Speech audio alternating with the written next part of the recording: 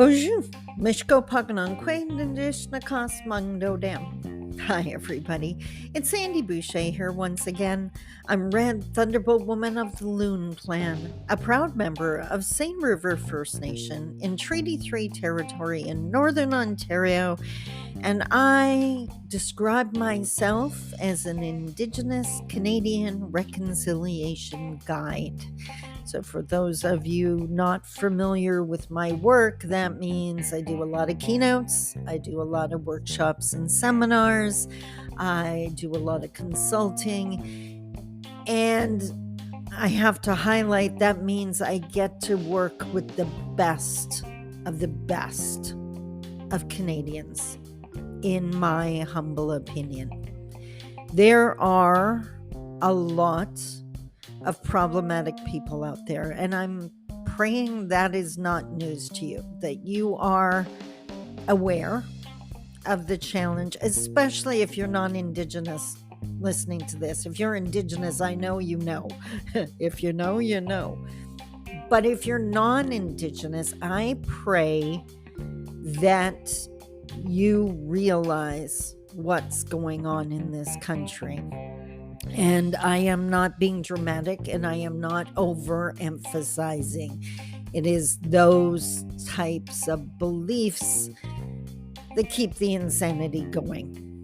So, and that's kind of what I wanted to focus in on now in this episode. I don't know, because you're all different and unique and beautiful, and I love you for that. But I don't know how you found this podcast.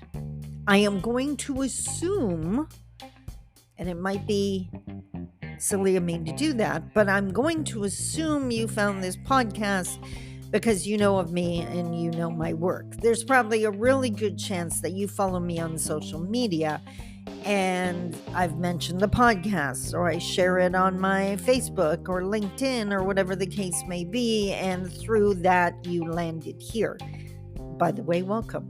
I'm so thrilled you're here. But it's specifically those people that see my posts on social media that I'm directing this episode at. And I have just one simple question for you. Do you share my posts? And obviously I'm sitting in my office by myself, so crickets. There's not any response I can hear. But I'd be willing to bet there was crickets in the room that many of you were sitting in as well, because you don't. And today I really invite you to unpack why. And my guess would be that you know that if you were to share my posts on your personal Facebook page, or possibly your LinkedIn profile if you have one, that there would be backlash from the people in your group. And I need you to look at that, because I need you to identify why you have those people in your group and why you're not pushing back if you have those kind of people on your friend list. Silence always benefits the oppressor.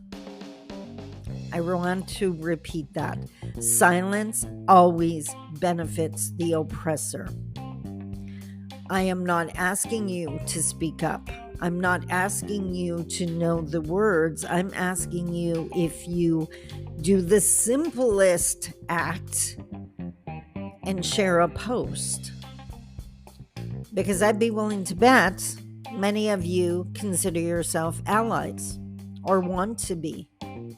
But if you're not sharing my posts, then you need to unpack, is that just performative? Is it something you just put on in the right crowd? You wear the coat of allyship, but you stay real quiet at your backyard barbecue.